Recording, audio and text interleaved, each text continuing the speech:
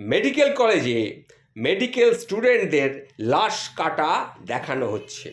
লাশটি ছিল একটি যুবতী মেয়ের। আমি সহ বেশ কিছু মেয়ে স্টুডেন্ট সেখানে ছিলাম এবং খুব মনোযোগ দিয়ে শিক্ষকের কার্যকলাপ দেখছিলাম।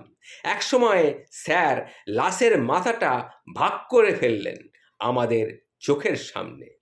আমরা উৎসুক দৃষ্টিতে তাকিয়ে আমাদেরই মতো একজন মেয়ে, সে যাকে নিয়ে কিনা রিসার্চ করছে, তাকে দেখতে লাগলাম। আমার মন হঠাৎ কোথায় যেন হারাতে শুরু করলো। ভাবছি, মেয়েটা বেঁচে থাকলে কি আমারই মতো হেসে খেলে সে জীবন কাটাতে পারতো না? হয়তো পড়াশোনা করত, হয়তো বড় বড় স্বপ্ন দেখত, হয়তো একটু আনন্দ ফুর্তি করত। জীবনের মাঝপথে হুট করে কাউকে ভালোবেসে ফেললো। একসময় সাজগোজ করে বিয়ের সিঁড়িতেও হয়তো সে বসতো। ইস, তার আগেই সে বিদায়ের ঘণ্টায় ছুটি নিয়ে চলে গেল। হঠাৎ ভাবনা থেকে বের হয়ে এলাম। এমনি এমনি করে হয়েছি না, আমার জীবনের চরম উপলব্ধিমূলক বাক্যটি কানে এসে তখন ঝংকার তুলছে। হঠাৎ ভাবনাটা থেকে বেরিয়ে এলাম।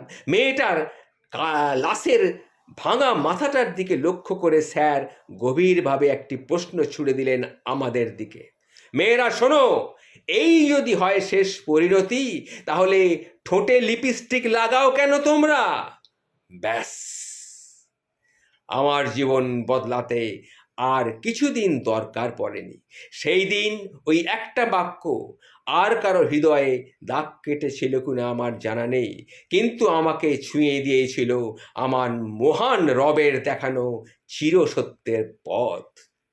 প্রিয় বোন, আজকে তুমি পুরুষের সামনে চুল উড়িয়ে হাঁটো, অথচ তোমার শেষ গন্তব্য ওই চুলই সত্তর সাপ হবে।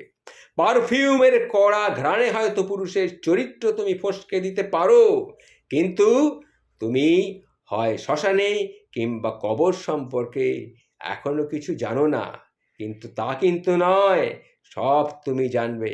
আর কবে তুমি ফিরবে নারী, আর কবে তুমি ফিরবে? এবার একটু নিজের শেষ পরিণতির কথা ভাবো।